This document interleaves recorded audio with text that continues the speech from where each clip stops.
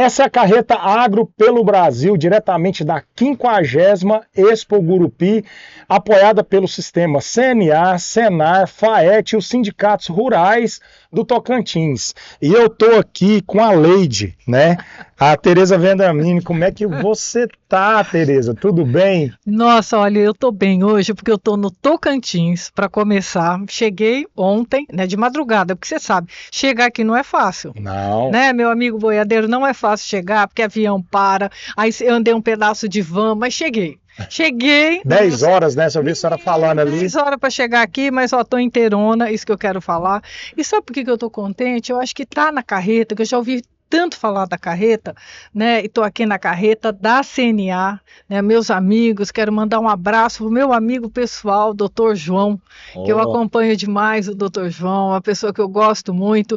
E olha, com você, com o boiadeiro, tô aqui, ó, com a vida boiadeira, e eu que sou também pecuarista, então nós vamos conversar, né? Boiadeira, a senhora é uma Sou boiadeira. boiadeira também, vamos conversar. Então vamos começar por isso. Vamos embora. Eu vi aqui que são mais de 80 anos na família de pecuária. Sim. É isso mesmo? Eu estou errado no número? Como é que é? Não, eu falo 80, às vezes eu falo 90, sabe? 90 anos, porque eu acho que a minha história é a história do Brasil, assim, da maior parte das pessoas. Acho que daqui do Tocantins também, que é o quê?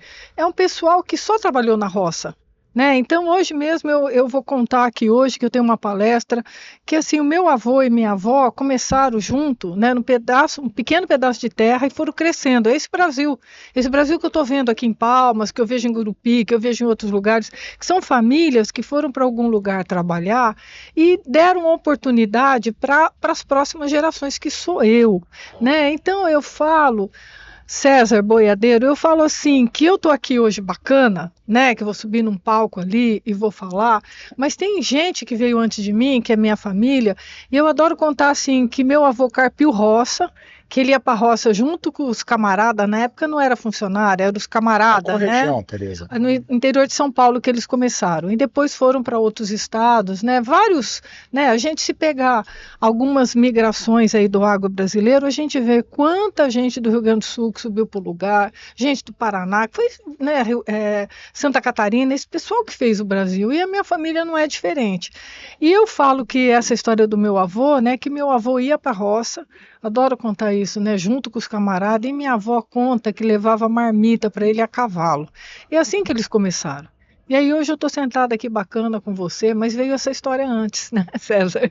Então acho que isso que eu acho que é o legal, de quem tem família no agronegócio. A sua infância foi na fazenda? A roça, filho. Começou, você ia no curral, como é que é? Porque vocês são pecuaristas mesmo, viu? Que é trabalho com agricultura também. Também com agricultura. Olha, César, eu acho que falar do trabalho da minha família ou de outras famílias é ver assim os últimos anos do Brasil. Então, por exemplo, meu avô teve uma época que era café. Aí você lembra que teve aquela quebra do café, sai do café. Ciclos, né? Ciclos. Boa, obrigada, me ajudou. Eu acho que quem tem família que está há muitos anos, que eu falo no agro ou na roça, como que seja, a gente já passou por vários ciclos. Né, vários assim. Então teve uma época disso, uma época daquilo, mas o que? É sempre o pé na terra. É sempre o que a gente mais gosta de fazer, e eu tenho certeza que é o que você fala aí. Você leva essa mensagem. Como se diz, né? Então eu vejo que o sucesso ele não vem à toa. Não, filho. Eu vejo assim, como a senhora fala, eu vejo pela paixão que a senhora tem, pela honrando os nossos antepassados. Eu acho que isso dignifica, né, a gente honrar os nossos pais, nossos avós, né, e eu vejo a paixão que a senhora tem. Então não é à toa que a senhora tem o sucesso que a senhora tem, porque a senhora fala de algo que a senhora acredita, que a senhora crê realmente. Passando assim, a senhora já assumiu tantos cargos, eu pude ver no currículo da senhora, a senhora assumiu tantos cargos de liderança, tanto na parte feminina, né, a gente falando dos antepassados, as mulheres não eram presentes nas lideranças dentro do agronegócio, ou nas fazendas. Hoje, como que foi se a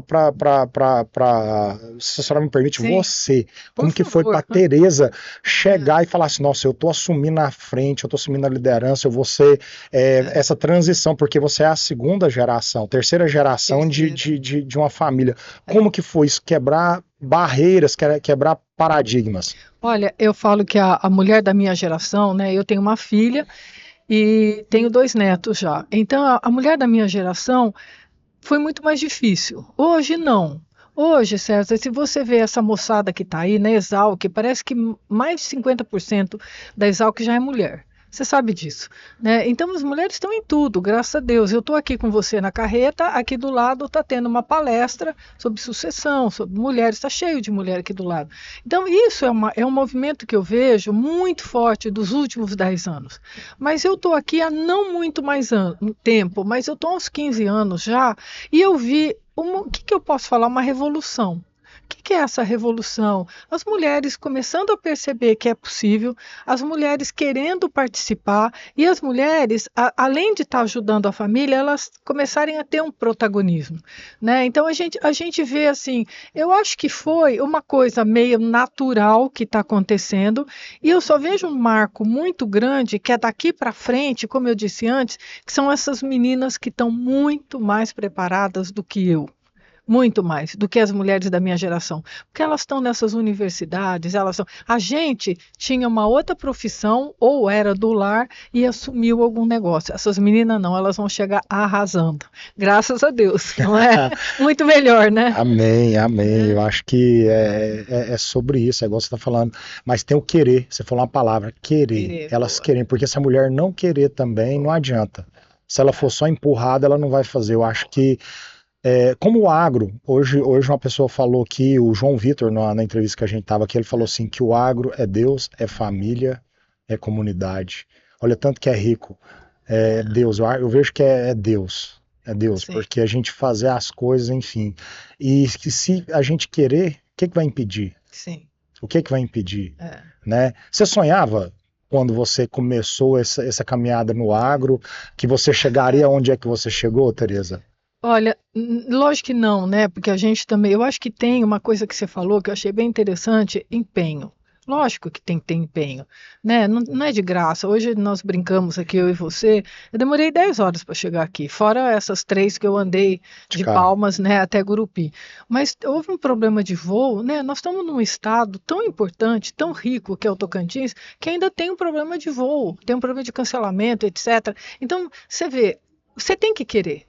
Tá aqui. Você tem que ter saúde, né, filho? Porque para andar tudo isso para chegar, tem que ter saúde. Então, eu acho que para a gente estar nos lugares e fazer alguma coisa, você tem que estar disposto, tem que ter essa disposição, tem que querer estar aqui. Agora, tem uma outra componente aqui.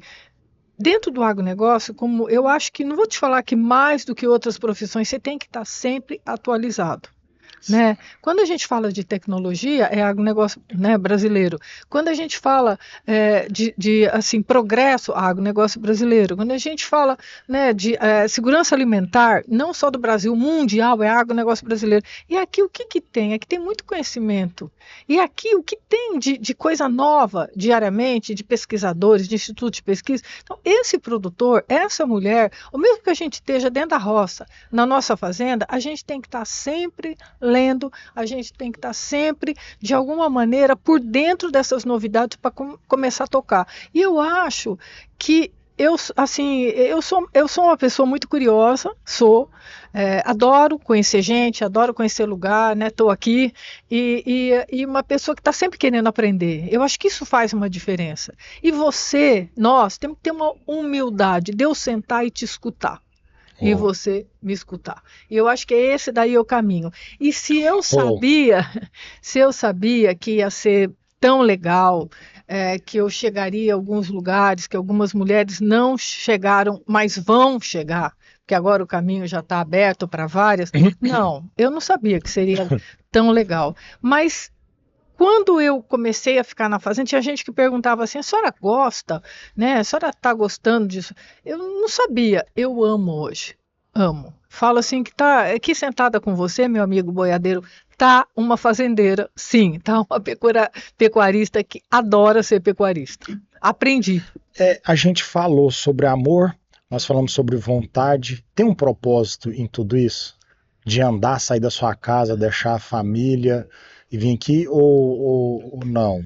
Eu acho que tem uma paixão muito grande, Sim. né? E eu acho que quanto mais você conhece o agronegócio brasileiro, né? Hoje eu vou falar aí 170 milhões de dólares de exportação, né? E quando você pega, e outros dados que a gente pode dar, 2024, 2025 vai ter um recorde de soja de novo. Aí você vê a imensidão de pessoas trabalhando aqui.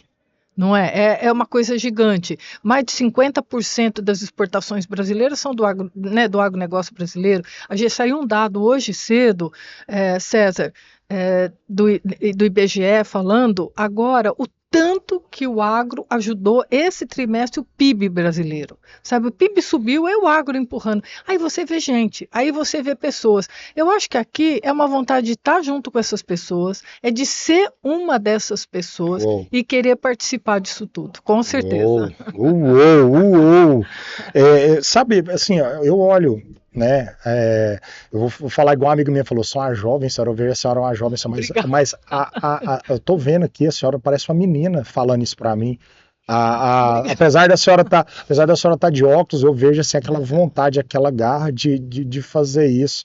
E eu acho que nós do agronegócio, nós que temos essa oportunidade de sermos porta-voz, nós precisamos ter essa vontade de querer que as pessoas entendam, que as pessoas tenham essa mesma paixão.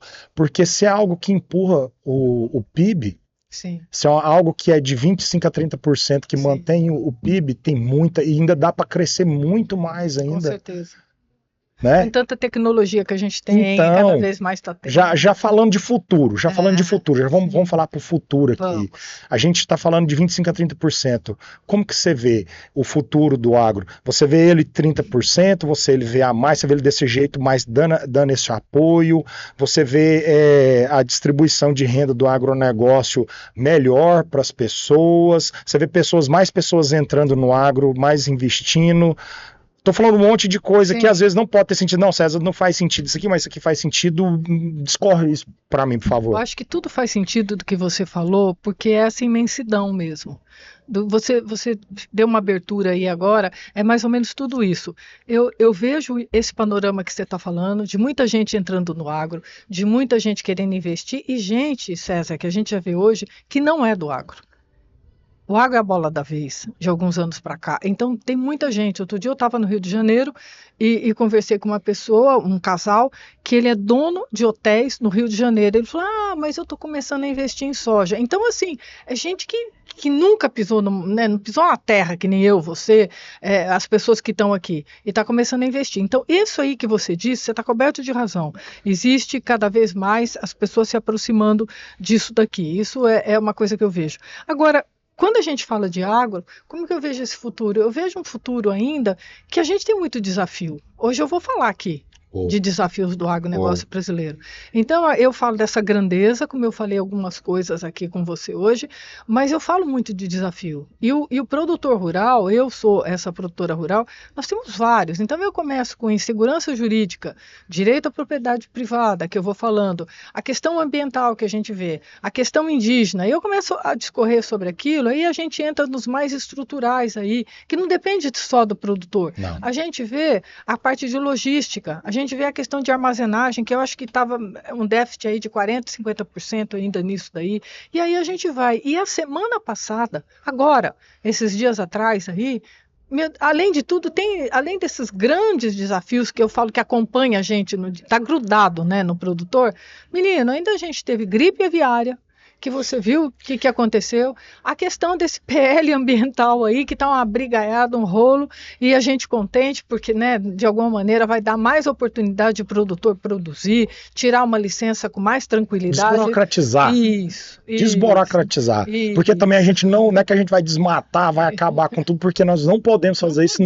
senão exaure os nossos recursos naturais. Temos o Código Florestal que nos rege, não dá para sair dali. E um pouco, uns dias antes, né, um mês atrás, todo mundo acordou não, nem dormiu, desesperado com as tarifas do Trump. O que vai acontecer, o que não vai, que nós estamos ferrados, não estamos. Então, assim, eu acho que a gente tem tanto desafio que a gente, né, que nós vivemos ainda, e tem mais um, quando a gente fala de futuro do agronegócio, que eu falo muito, que o Brasil é de pequeno produtor rural. Sim. Né? Nós estamos aqui nesse Tocantins, que eu vim de Palmas, né, eu vim de carro. até aqui, vendo assim plantações maravilhosas. Eu vi milho já, né? Já está ali, sabe, quase para colher. Eu fui vendo o sorgo de um lado, eu fui vendo não sei o que lá, maravilhoso. Só que é um Brasil de pequeno produtor que não estava nessa estrada, eles estão em outros lugares. E 80% do Brasil é de pequeno. É a grande maioria. Isso. E essas pessoas, né, elas de alguma maneira, elas vão ter que entrar nesse jogo, né, tecnológico. Essas pessoas, de alguma maneira, elas vão ter que caminhar nisso aqui. Então, eu acho que esse futuro, se eu ficar aqui com você, a gente vai até amanhã cedo. Né? Não, eu depois, na hora que eu não vou fazer isso ao vivo aqui, mas eu quero depois falar para você de um projeto que eu tenho, que eu acho que tem um fit muito massa, porque é o que você está falando, a gente precisa ensinar essas pessoas a empreender de uma forma de gente que vive da terra. Nós que vivemos da terra, nós que vivemos do agronegócio, a gente poder fazer.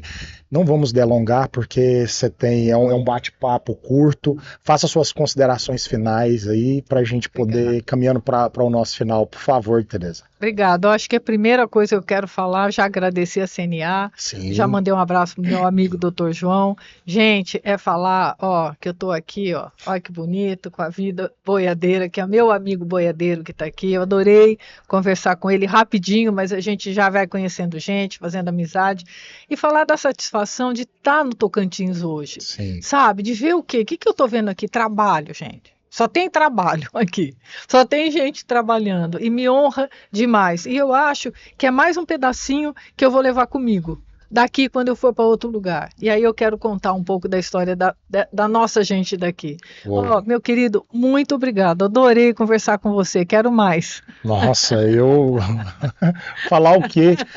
Obrigado pela simpatia. Obrigada, você, como eu disse no início, você é uma lady mesmo. Você é uma querida. Obrigada. E me sinto muito honrado porque Deus me permite. Obrigado. Que bom. Deus me permite entrevistar pessoas como você. Obrigado, meu querido. Obrigado. Me chama, tô com você. Beijo. Essa é a Carreta Agro pelo Brasil. Boiadeira emocionada aqui, né? Aqui da 50ª Expo Gurupi, apoiado pelo sistema CNA, Senar, FAET e sindicatos rurais do Tocantins. Eu falei com essa mulher maravilhosa, educadíssima, uma mulher que não é à toa que tem o currículo que ela tem, que participa de todas as frentes, que é influenciadora dentro do agronegócio, que é produtora, e é isso que a Carreta Agro pelo Brasil traz, e logicamente o Boiadeiro aqui falando para você, me emociona porque foi um final de semana, uma semana maravilhosa que eu pude falar com muitas pessoas boas. Segue a gente, @Vida Boiadeira, e não deixa de seguir, comentar, compartilhar o canal do Agro pelo Brasil, que faz a diferença. Fala comigo que sou seu amigo e ri pra sorte abrir.